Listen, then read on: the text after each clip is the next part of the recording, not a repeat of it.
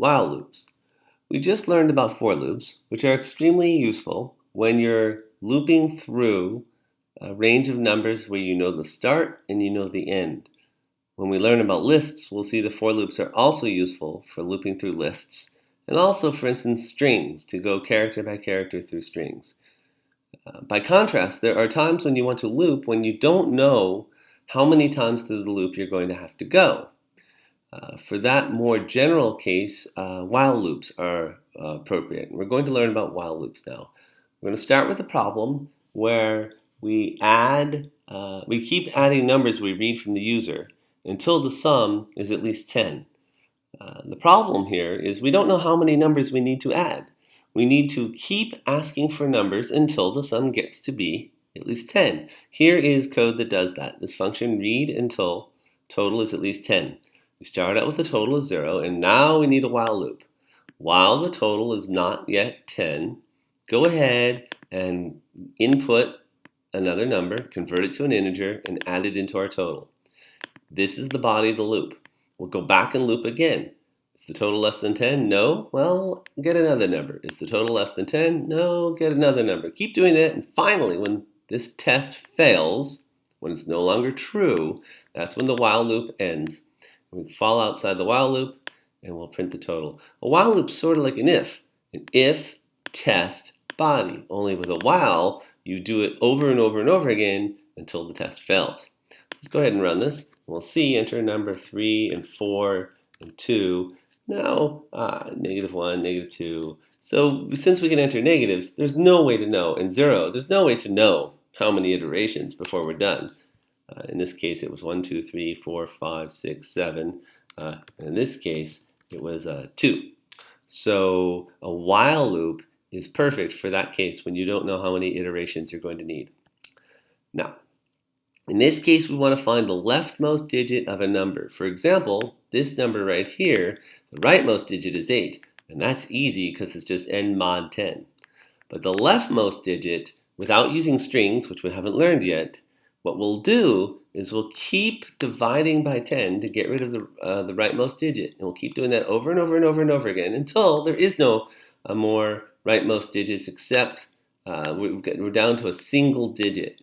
Which means so long as, that is while n's greater than or equal to 10, that is while we have at least a 2-digit number, we'll set n equal to the result of dividing n by 10.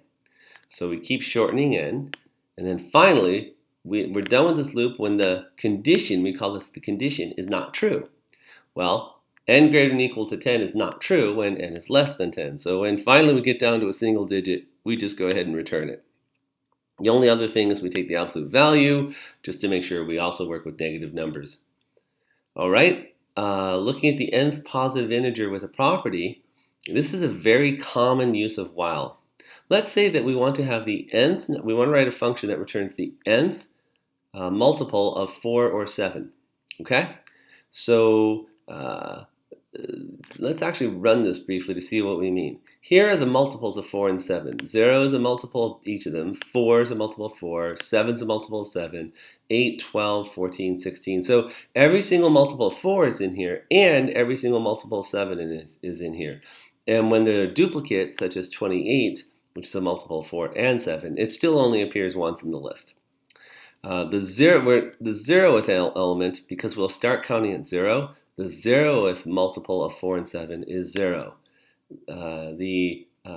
If we ask for the nth multiple of 4, 7 of 1, that would actually be 4. When n is 0 is when we want to return 0. Fine, we understand the problem. Now what about the solution? The solution works as such. First, we'll have a test to see if any given number is a multiple of 4 or 7. Pretty straightforward. Divided by 4 if the remainder is 0, or if the remainder when you divide by 7 is 0, it's a multiple of 4 or 7. Fine. Now how do we find the nth multiple of 4 or 7? For that, we're going to keep track of two different variables. We're going to keep track of the total number that we've found so far and what our next guess is. And our next guess is basically going to start counting. It's going to be, we'll start it out at -1, which is a little weird, but what will happen is we keep adding 1 to it, so that The first time that we actually test a number, we're at 0. And then every time through this loop, we just add one more to the guess. So we're going to guess if 0 is a multiple of 4, 7, is 1 a multiple of 4, 7, is 2 a multiple of 4, 7. And each time the answer is yes, we add one to found. Ding, ding, ding, we found another one. How long do we have to do this? We have to do this so long as we haven't found all the ones that we need. When we finally found enough, we just go ahead and return that last guess because that was the one that was a multiple of 4 or 7 that gave us enough, that we found all that we needed. So when we go ahead and run this, we see the result when we're printing out the nth multiple of 4 or 7 for different values of n, prints these out. Now, multiples of 4 and 7 are not very interesting. It's not an interesting property. It's here to demonstrate a point. The nth with some property, the nth prime number, the nth perfect square perhaps, the nth number of whatever property you have. This notion of nth is pretty common. And the way to compute the nth is to have a running count of the number that you found so far, and to just have your guess increment one at a time. Now you would think we could use a for loop for this because we are incrementing the guess one at a time. But you can't because you really don't know when this loop should end. And in the case where you are indeterminate, where you don't know where the loop's going to end when you start the loop, that is when you should use a while loop. Okay? Now, when you do know, when you're going over a fixed range, that would be a misuse of a while loop. In this case, we're summing to n, and we sure enough can run a counter starting at 1. As long as the counter hasn't made it to n, add it into the total and add 1 to the counter. And this works. It's just not the way you should do it. For starters, one reason is if you're not really careful with your bounds, which you can have a bug. This code right here looks suspiciously similar to this code here. And yet, when we run the second version, we go ahead and see that it's false. The result that was true above here is false here. This does not work. There's a bug in here, and I'll let you find the bug.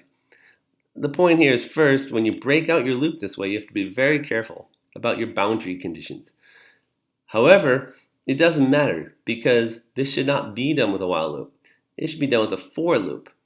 The reason it should be done with a for loop is because we're running the counter from 0 up to n, which is a fixed range. And this for loop captures that idea in one nice tidy statement, which is easier to understand and less prone to errors. And that's the starting point for while loops.